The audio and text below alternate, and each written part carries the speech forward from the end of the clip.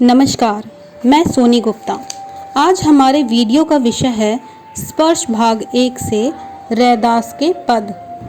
रैदास नाम से विख्यात संत रविदास जी का जन्म सन 1388 में बनारस में ही हुआ। मध्ययुगीन साधकों में रैदास का विशिष्ट स्थान है। कबीर की तरह रैदास भी संत कोटि के कवियों में गिने जाते हैं। यहाँ रैदास के 2 पद लिए गए हैं। पहले पद, प्रभु जी तुम चंदन हम पानी में, कवि अपने आराध्य को याद करते हुए उनसे अपनी तुलना करते हैं।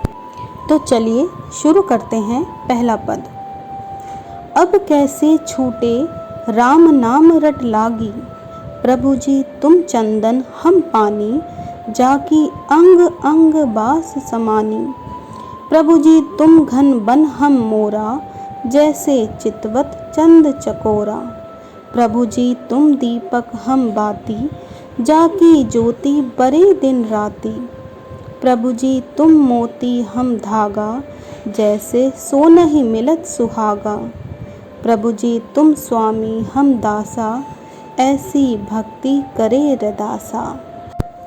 अब हम 2-2 पंक्तियों के माध्यम से इसकी व्याख्या करेंगे।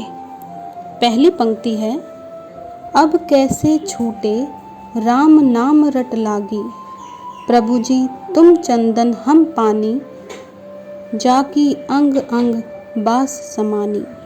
प्रस्तुत पंक्तियों में कवि रैदास जी ने अपने भक्ति भाव का वर्णन किया है।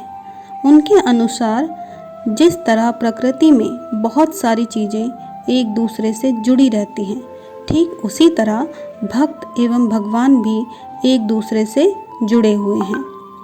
उन्होंने प्रथम पंक्ति में ही राम नाम का गुणगान किया है। रैदास के पद की इन पंक्तियों में वे बोल रहे हैं कि अगर एक बार राम नाम रटने की लत लग जाए तो वो फिर कभी नहीं छूटती। उनके अनुसार भक्त एवं भगवान चंदन की लकड़ी एवं पानी की तरह होते हैं। जब चंदन की लकड़ी को पानी में डालकर छोड़ दिया जाए तो उसकी सुगंध पानी में फैल जाती है।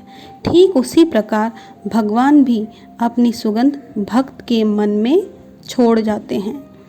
अब हमारी अगली पंक्ति है, प्रभु जी तुम घन बन हम मोरा, जैसे चितवत चंद चकोरा, प्रभु जी तुम दीपक हम बाती, जाकी ज्योति बरे दिन राती।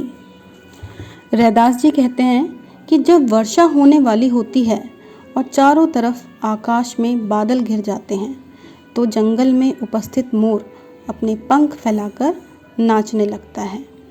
ठीक उसी प्रकार एक भक्त राम नाम लिए बिना नहीं रह सकता। हे प्रभु, यदि तुम चांद हो तो तुम्हारा भक्त उस चकोर पक्षी की तरह है जो बिना अपनी पलकों को झपकाए चांद को निहारता रहता है। रैदास जी आगे कहते हैं, जैसे दीपक में बातें जलती रहती है, वैसे ही एक भक्त भी प्रभु की भक्ति में जलकर सदा प्रज्वलित होता रहता है। अगली पंक्ति है, प्रभु जी तुम मोती हम धागा, जैसे सोनहि मिलत सुहागा, प्रभु जी तुम स्वामी हम दासा, ऐसी भक्ति करे रैदासा। कवि के अनुसार अगर ईश्वर मोती है तो भक्त एक धागे के समान है जिसमें मोतियों को पिरोया जाता है, अर्थात दोनों एक दूसरे के बिना अधूरे हैं। और इसलिए कवि ने एक भक्त से भगवान के मिलन को सोने पे सुहागा कहा है। रैदास के पद की इन पंक्तियों में अपनी भक्ति का वर्णन करते हुए रैदास जी स्वयं को एक दास और प्रभु को स्वामी कहते हैं।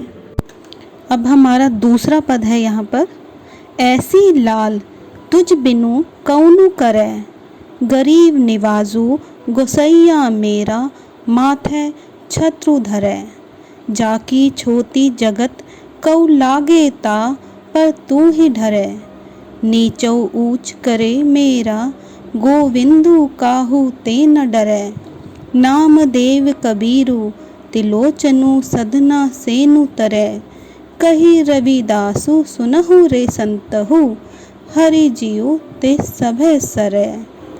इसकी पहली पंक्ति है, ऐसी लाल तुझ बिनु कौन करे, गरीब निवाजु गुसैया मेरा, माथे छत्रु धरै।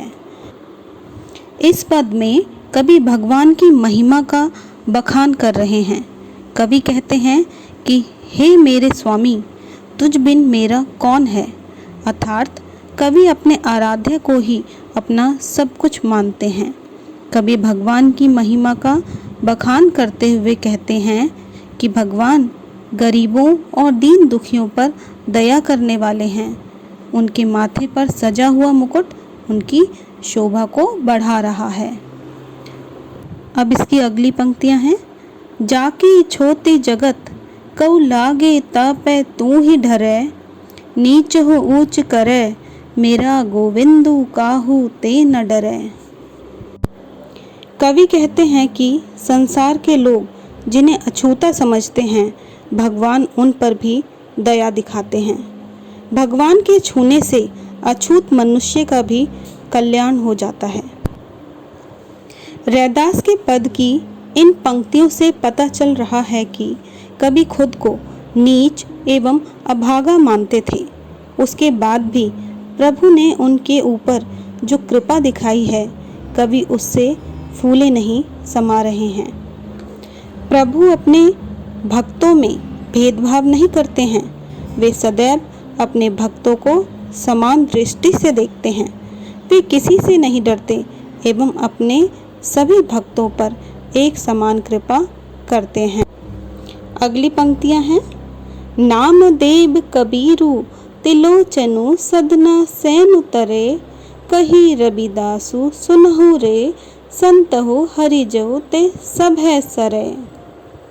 इन पंक्तियों के द्वारा कवि कहना चाहते हैं कि प्रभु के इसी गुण की वजह से नामदेव, कबीर जैसे जुलाहे, सधना जैसे कसाई, सैन जैसे नाई एवं तिलोचन जैसे सामान्य व्यक्तियों को इतनी ख्याति प्राप्त हुई। प्रभु की कृपा से उन्होंने इस संसार रूपी सागर को पार कर लिया।